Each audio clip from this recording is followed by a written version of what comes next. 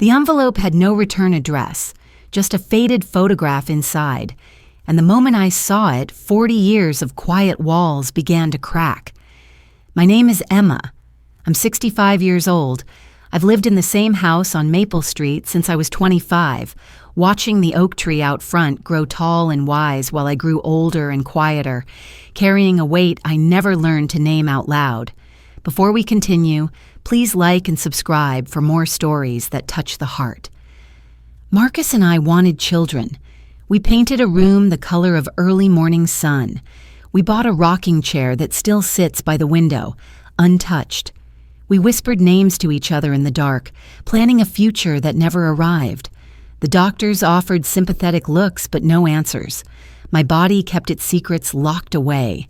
And slowly, so slowly I barely noticed, I stopped talking about it, stopped hoping, stopped letting myself imagine what motherhood might feel like. I learned how to smile at baby showers, how to hold other people's newborns just long enough to seem interested, then hand them back before my hands started shaking, how to decline invitations to family gatherings where children ran wild and happy and loud. When my sister died 8 years ago, something in me went quiet too. We drifted apart long before that. My choice, not hers. I couldn't bear to hear the joy in her voice when she talked about her grandchildren. Couldn't bear to see what I'd never have. The envelope arrived on a Tuesday morning in late September. The air smelled like rain and fallen leaves, that particular scent of things ending and beginning all at once. I stood at the mailbox in my bathrobe, coffee cooling in my other hand, staring at my name written in blue ink across the front. The handwriting stopped me cold. Inside was a single photograph. Old, faded at the edges. The colors had bled into that soft haze that only time can create. A young woman sat in a hospital bed, exhausted but smiling. In her arms, a tiny baby with dark wisps of hair and a fist curled tight against her chest. It took me a long moment to place the woman's face. Nicole, my niece, and the baby, Tyler. I hadn't seen him since he was 3 months old, hadn't spoken to Nicole in 15 years. The years had stretched between us like an ocean I'd been too afraid to cross. But even then, I sensed this photograph wasn't just a memory. It was an opening. Beneath the photograph was a note, folded into a small square. Nicole's words were simple, direct. Tyler was graduating high school in 3 weeks. He was 17 now. He asked about me sometimes, wondered about the aunt his grandmother used to mention in stories. Nicole thought maybe we could meet, if I was ready. My hands trembled. The coffee cup slipped, spilling dark liquid across the driveway. Tyler was 17, nearly grown, and I'd missed all of it. Marcus found me still standing there 20 minutes later, clutching the photograph like it might dissolve in my hands. He read the note over my shoulder without asking. Then he placed his hand on my back, steady and warm, and waited for me to find words. I couldn't. All I could think was how much time I'd wasted, how much love I'd refused to let in because it wasn't shaped exactly the way I'd imagined. That evening, I did something I hadn't done in years. I pulled the old photo albums from the hall closet, buried beneath winter coats and boxes of forgotten Christmas decorations. Dust rose in soft clouds as I lifted them out. The leather covers were cracked, the pages yellowed. I opened the first album slowly, as if it might hurt. Birthday parties bloomed across the pages, summer barbecues, Christmas mornings with wrapping paper scattered like snow. Children, my sister's children, running through sprinklers, their faces sticky with cake, their hands reaching for bubbles that caught the light. And there I was, in nearly every photograph, kneeling beside a little boy, helping him tie his shoe, my hand gentle on his small shoulder, holding a toddler on my hip, her fingers tangled in my hair as she reached for something just out of frame. Sitting on the porch steps with 3 children pressed against me, a book open in my lap, their faces soft with sleepiness. I'd been there, present, needed. How had I forgotten? Something in those pages made the past feel closer than it had in years. I turned another page, and my breath caught. Me and Nicole.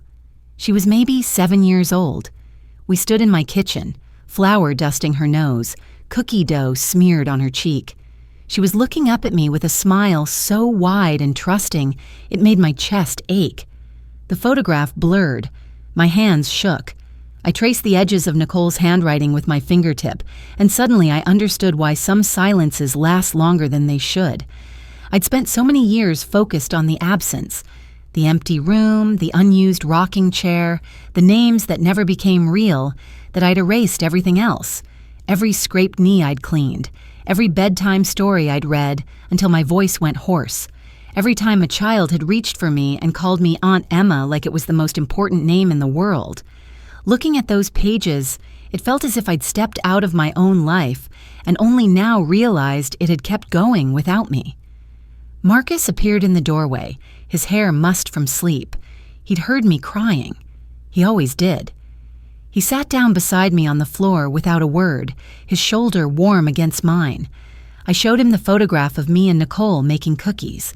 He studied it for a long time, then looked at me with those steady brown eyes that had seen every version of me. Broken, angry, lost, afraid. He didn't tell me what to do. He never did. He just took my hand and held it while I cried over photographs of a life I'd tried so hard to forget. I didn't know it, but that moment was already pulling me toward her. When the tears finally stopped, I wiped my face with the back of my hand and took a shaky breath.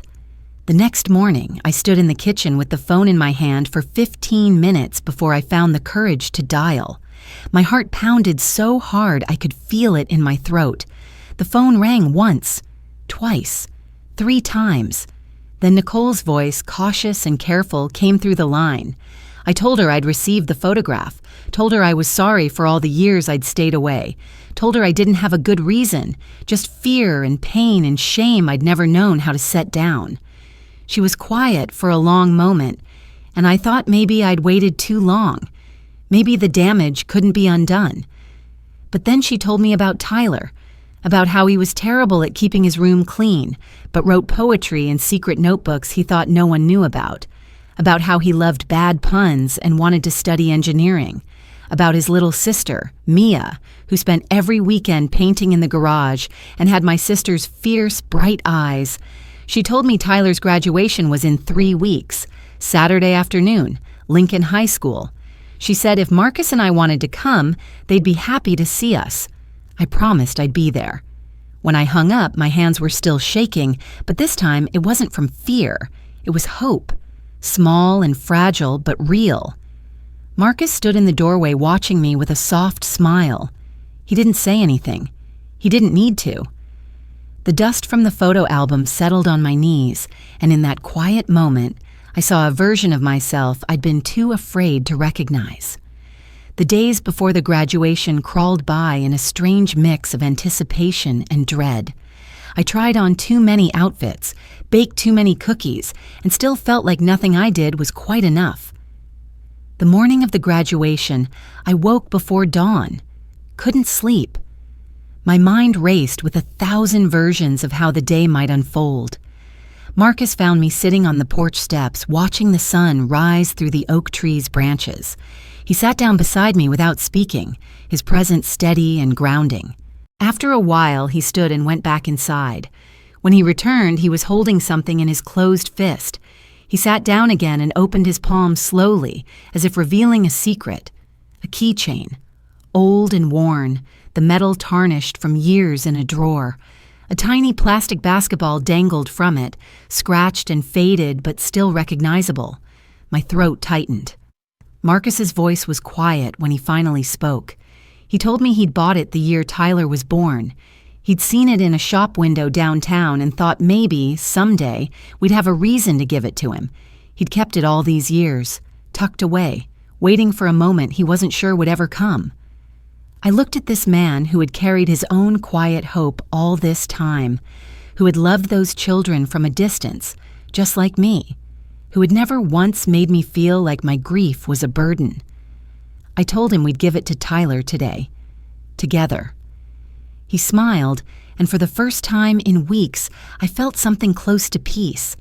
I didn't know it then, but that small thing would say more than any apology I could offer. What Marcus held in his weathered palm was small enough to fit in a pocket, but heavy enough to carry 15 years of unspoken hope. The graduation ceremony was everything I'd imagined, and nothing like it at the same time. The gymnasium was packed, the air thick with perfume and excitement, and the rustle of programs. Families clustered together, cameras ready, voices overlapping in a warm buzz of pride. I sat between Marcus and Nicole, my hands folded tight in my lap to keep them from shaking. Nicole reached over and squeezed my hand once, brief and gentle, then let go. When they called Tyler's name, I stood without thinking. What happened next felt like something quietly shifting back into place. He walked across that stage tall and sure, his graduation gown too long, pooling around his feet. When he shook the principal's hand and accepted his diploma, something inside me came undone, something that had been clenched tight for 40 years. After the ceremony, Nicole brought him over. He was shy at first, uncertain. His eyes darted between Marcus and me like he wasn't sure what to say or how to be. Nicole introduced us quietly, her hand resting on Tyler's shoulder. He smiled then, a little crooked, a little unsure, and I saw my sister's face in his, the same bright eyes, the same warmth. He told me his grandmother used to talk about me, about how I made the best chocolate chip cookies in the world and always knew how to fix things that seemed broken. I laughed, surprised by the sound of it, and told him I'd brought cookies. His whole face lit up. Then Marcus stepped forward and held out the keychain. Tyler took it carefully, turning it over in his palm. The tiny basketball caught the light. He asked why a basketball, since he was terrible at the game. Marcus told him it was because he loved it anyway, and that mattered more than being good at it. Tyler looked at us both for a long moment, something soft crossing his face. Then he stepped forward and hugged me, quick and a little awkward. I held on just a second longer than I should have. He smelled like cologne and nervousness and something sweet I couldn't name. When he pulled back, he thanked us, not just for the keychain or the cookies, but for coming, for being there, for not staying away. That night, back home, I sat on the porch with Marcus as the sun set behind the oak tree. The air was warm. Cicadas hummed their evening song. The world felt softer somehow, gentler. I held the photograph Nicole had sent, the one of her holding baby Tyler, his tiny fist curled against her chest. I'd spent 40 years believing I'd failed, believing I'd missed something I could never get back. But sitting there with Marcus's hand warm in mine, I realized I'd been wrong. I'd been a mother all along, just not in the shape I'd imagined, not in the yellow room with the rocking chair, not with the names we'd whispered in the dark, but in scraped knees and bedtime stories, in flour-dusted noses and cookie dough smiles, in being present, being needed, being loved in return. The photograph slipped from my fingers, fluttering down to rest on the porch boards. And in that moment, 40 years of emptiness began to fill, not with what I'd lost, but with what had been there all along, waiting quietly for me to open my eyes and see it. Maybe I hadn't been waiting for a child all this time. Maybe the life I'd already lived had been waiting, patiently, for me. Have you ever realized a truth only when your heart was finally ready for it?